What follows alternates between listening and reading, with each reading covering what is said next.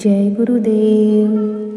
आज हम जानेंगे गुरु चरण व रज का महात्म्य। गुरु गीता के महामंत्र साधकों का पग पग पर मार्गदर्शन करते हैं, साधना की सुगम सरल सहज विधियाँ सुझाते हैं, साधकों को इस गुरु तत्व का बोध कराते हैं कि तुम क्यों इधर उधर भटक रहे हो, क्यों व्यर्थ में परेशान हो। परम कृपालु सद्गुरु के होते हुए तुम्हें किसी भी तरह से भटकने या परेशान होने की ज़रूरत नहीं है। सद्गुरु के प्रति भाव भरा समर्पण सभी भव रोगों की अचूक दवा है। समस्याएं भौतिक हो या आध्यात्मिक, लौकिक हो या अलौकिक, गुरु चरणों में सभी के सारे समाधान समाये हैं। पिछले मंत्रों में हमने गुरु चरणों की महिमा की चर्चा की थी। गुरु चरणों की कृपा से गुरु भक्त साधक को साधना का परम प्राप्य अनायास ही सुलभ हो जाता है। गुरु चरण सेवा से जीव अयम आत्म ब्रह्म की दुर्लभ बोध को सुगमता से पा लेता है। गुरु भक्ति की इसी भाव कथा को आगे बढ़ाते हुए देवों के भी परम देव भगवान सदाशिव आदि माता पार्वती से कहते हैं, गुरु पादाम्बुजं स्मृत्वा जलम शिरसि धारयेत् सर्वतीर्थावगाहस्य संप्राप्नोति फलं नरः। शोषकं पापसैकं दीपनं ज्ञानतेजसां गुरुपादोदकं सम्यकं संसारावतारकम् अज्ञानमूलहरणं जन्मकर्म निवारणं ज्ञानवैराग्य सिद्ध्यर्थं गुरुपादोदकं पिबेत्। सद्गुरु के चरणों का स्मरण करते हुए जल को सिर पर डालने से मनुष्य को सभी तीर्थों के स्नान का फल प्राप्त होता है। श्री गुरु चरणों का जल पाप पंख को सुखाने वाला और ज्ञान तेज के दीपक को प्रकाशित करने वाला है। गुरु चरण जल की महिमा से मनुष्य ठीक तरह से संसार सागर को पार कर जाता है। गुरु चरणों का जल पीने से अंतर्भूमि में गहराई में जमा हुआ अज्ञान का महावृक्ष जड़ से उखड़ जाता है। जन्म कर्म के बंधन का निवारण होता है। गुरु पादोदकम के पान से साधक को ज्ञान वैराग्य की सहज सिद्धि होती है। भगवान भोलेनाथ के मुख से उच्चारित ये महामंत्र गहरे और गहन भाव से भरे हुए हैं। इनका श्रवण और पठन संभव है। सामान्य जनों को कुछ अतिशयोक्ति जैसा लगे, किंतु जो साधक इस पर मनन और निधि ध्यान करेंगे उन्हें इन महामंत्रों से सत्य और रीत की प्रकाश किरणें फूटती अनुभव होगी। इस अनुभूति के क्षणों में उन्हें ऐसा लगेगा कि जो कुछ इन मंत्रों में है वह तो मात्र संकेत है, यथार्थ तो कहीं और भी अधिक विस्तृत और विराट है। इसे सुस्पष्ट रीति से समझाने के लिए इन पंक्तियों में एक गुरु भक्त साधक की अनुभूति कथा प्रस्तुत कर रही हूँ। आप सब इसे समझने का प्रयास कीजिएगा। यह अनुभूति कथा संपूर्णतः सत्य है। यह सत्य घटना श्री अरविंद आश्रम पांडिचेरी के श्रेष्ठ साधक गंगाधरण के बारे में है। अभी कुछ ही वर्षों पूर्व वह अपनी पार्थिव देह को छोड़कर अपने सद्गुरु के चरणों में विलीन हुए।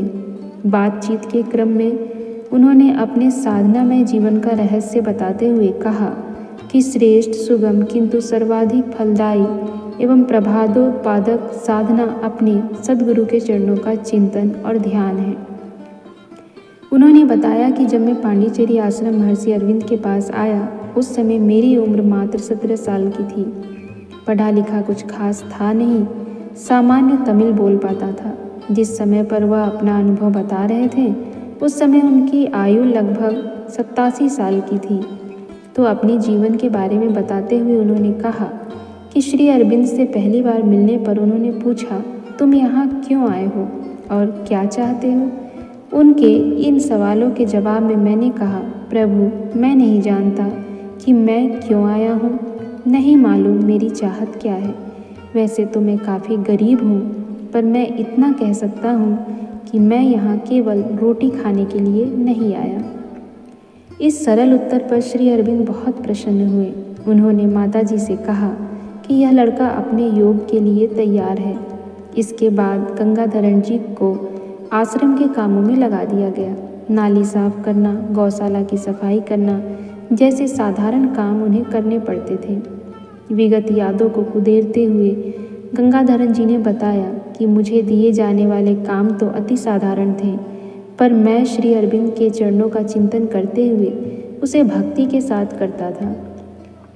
काम के प्रति मेरा यही भाव था कि मैं आश्रम के साधारण काम नहीं बल्कि अपने सद्गुरु की व्यक्तिगत सेवा कर रहा हूँ। दिन, महीने और साल बीतते गए। एक बार जन्म दिवस के अवसर पर माताजी से मिलन हुआ। प्रेम पूर्वक आशीष देते हुए माताजी ने पूछा, बोल तुझे जन्मदिन के अवसर पर क्या चाहिए? उत्तर में मैंने विनम्रता से कहा, माँ यदि आप कुछ देना चाहती हैं तो मुझे अपनी और श्री अरविंद जी की चरण रज एवं आप दोनों का चरण जल दीजिए। इस भक्तिपूर्ण आग्रह को माताजी ने स्वीकार कर लिया। फिर तो हर वर्ष जन्मदिन के अवसर पर यह क्रम बन गया। बाद में चरण रज को सामान्य धूल में मिलाकर और चरण जल को गंगा जल में मिलाकर रखने की मेरी आदत बन गई। बीतते वर्षों के साथ श्री अरविंद ने शरीर छोड़ दिया, माताजी भी नहीं रही, परंतु जिस किसी तरह से मेरे पास उनकी चरण रज एवं चरण जल विद्यमान था। गंगाधरन जी ने बताया कि अपनी पूजा की चौकी पर मैं इन दोनों दुर्लभ वस्तुओं को रखता था। इन्हीं के पास पूजा वेदी पर श्री अरविंद के दोनों महाग्रंथ लाइफ डिवाइन एवं सावित्री भी सजा कर रखे थे। श्री अरविंद एवं माँ के महानिर्वाण के बाद इन दिव्य वस्तुओं की पूजा मेरे जीवन का आधार बन गई। पढ़ा लिखा ना होने के कारण और करता भी क्या, लाइफ डिवाइन एवं सावित्री को समझ सकने लायक बुद्धि भी तो नहीं थी मेरी। सद्गुरु चरण रज एवं सद्गुरु चरण जल के साथ इनकी पूजा मेरा नित्य क्रम बन गया था। साथ ही आश्रम के कामों को भी गुरु भक्ति समझकर करता था। एक दिन अपने सद्गुरु के बारे में सोचते हुए गंगाधरन जी का हृदय भर आया।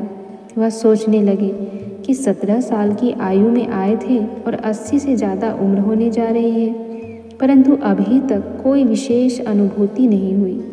यही सोचकर वह पूजा स्थली पर गुरु चरण रज एवं जल की पूजा करते हुए प्रार्थना करने लगे। हे अंतर्यामी गुरुदेव, हे जगन माता, मैं तो आपका अज्ञानी बालक हूँ, पढ़ा लिखा भी ढंग से नहीं हूँ। जो आपने दिव्य ज्ञान लिखा है उसे मैं पढ़ भी नहीं सकता। हे सर्वसमर्थ प्रभु, मुझे तो बस आपकी कृपा पर भरोसा है। उनकी यह भाव भरी प्रार्थना अनवरत चलती रही। आंखों से आंसू झरते रहे। पता नहीं कितनी देर तक यह क्रम चला। उन्हें होश तो तब आया जब स्वयं श्री अरविंद एवं माताजी अपने अति मानसिक शरीर के साथ उनके पास आए। अति मानसिक प्रकाश से उनका कण कण भर गया। श्री अरविंद ने कृपा करके उन्हें अति मानसिक जगत की दिव्य अनुभूतियाँ प्रदान की। अपने इस संस्मरण का उपसंहार करते हुए गंगाधरन ने कहा, मुझे तो सब कुछ गुरु चरणों की रज एवं जल ने दे दिया। यह सत्य कथा हमारे आपके जीवन की भी सत्य कथा बन सकती है। सद्गुरु चरणों की महिमा ही ऐसी है। हम सभी ऐसी ही गुरु भक्ति यदि करेंगे तो यह कहानी वास्तव में हमारे साथ भी घटित हो सकती है।